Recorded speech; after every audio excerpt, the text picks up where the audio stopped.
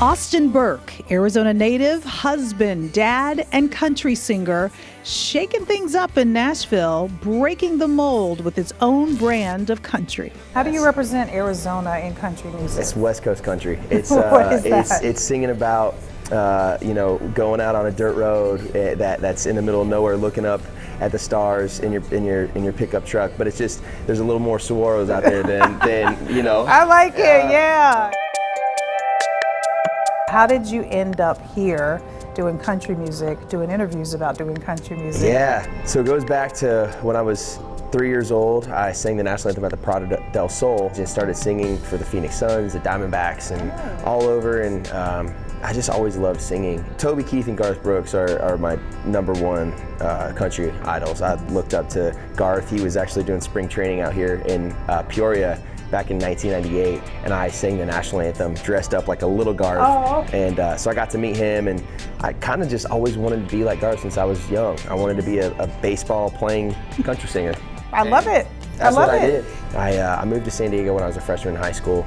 I had some rough times out there. I was bullied a lot, and just kind of went back to my music, and songwriting was kind of my escape, my way to get out of that troubled times that I had. It was kind of the complete opposite of what I grew up with, you know, and so I just experienced a side of things that, like, hey, I had to like really work to fit in and really work to, like, everybody hated me because it's crazy in San Diego.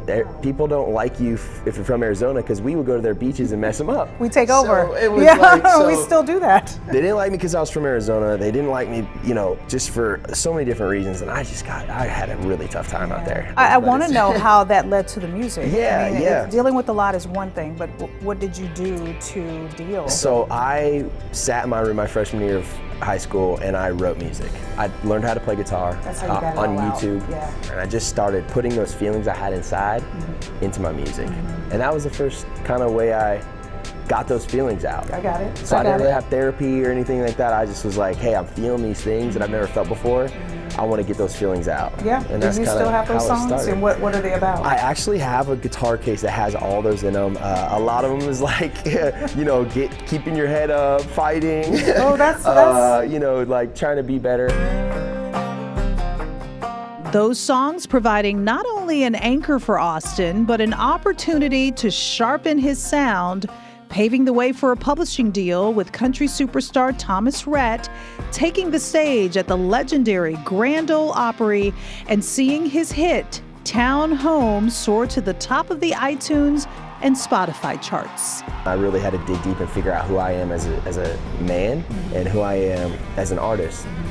And it all goes back to Arizona. It all goes back to my roots here, singing at the rodeos, putting on my cowboy hat, and just being proud of being from the West Coast. And so I think there's a lot of country singers that grew up doing country stuff that is not the same country that I grew up with. And so I'm trying to represent my state and my side of the country the best way I know how. You're painting a picture, painting scenes. The sunsets, the how hot it is in the summer. You are actually writing about how hot it is. 100%. Oh yeah. What's a lyric? Give me a lyric. So I wrote a song about my parents' divorce, and I made it seem like it was in the middle of summer, so I know it's gonna feel like it's 20 below in the middle of the summer, somewhere down the road, when I see you in the arms of someone I don't know. Okay, now sing it.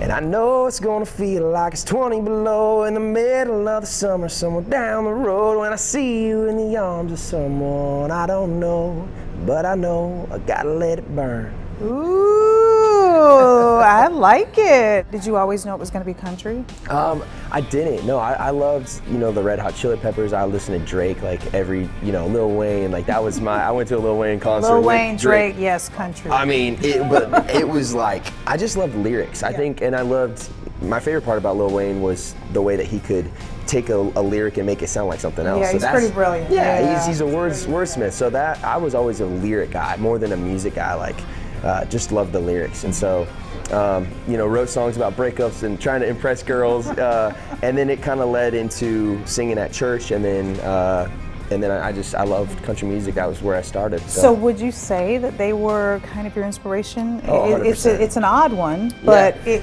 It helped you like kind of get to where you are now. 100%. Yeah, I mean, so many different genres of music made me who I am, and I think that's what is the coolest part about today's music is it's not really genre based. It's like you have your playlist, and it's a representation of you, you know. And so my playlist is crazy.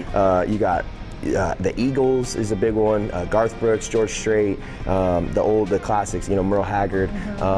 But then it's also like it's today's rap as well. There's been a lot of criticism about kind of the twists and turns of country music now. You got Beyonce in the mix, Shabuzi.